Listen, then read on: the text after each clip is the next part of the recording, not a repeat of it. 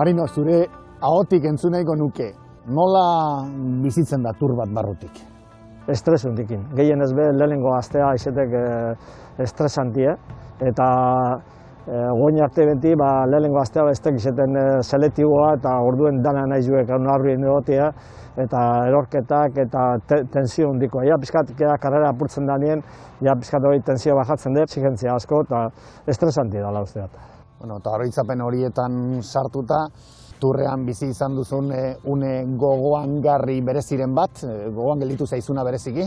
Mendiko etapa baten, azken baten ezinik batzen gehatu, eta, bueno, gogoratzen hau baten, eskapoten junitzoan, da atzetik arraposten ja, azkeneko egoeran just plan profesionalen bizizuan.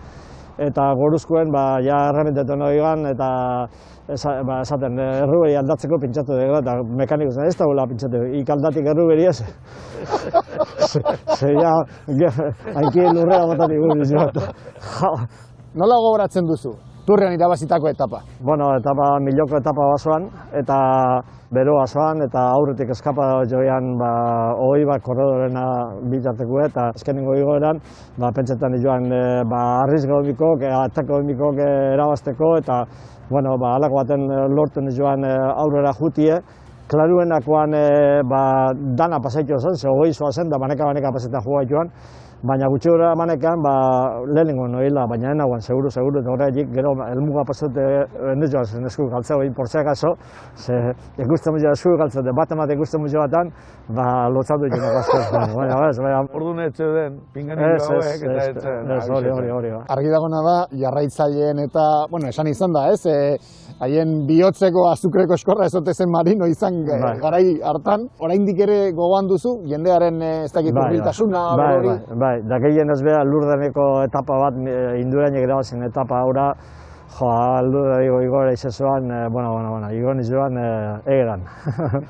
Eta hori, kalean ere nabaritzen da oraindik, jendeak oraindik ere zer erraten dizu? Bai, zorionez bai, da pizkat harritutu egatzen oze, ja urte batzu pasaitu biziketa utzi nuela, eta oinugon jentik goratzen dek, eta oinugon firma batzuk bai, eta gero argazki batu eta selfie batzuk betiztek edo.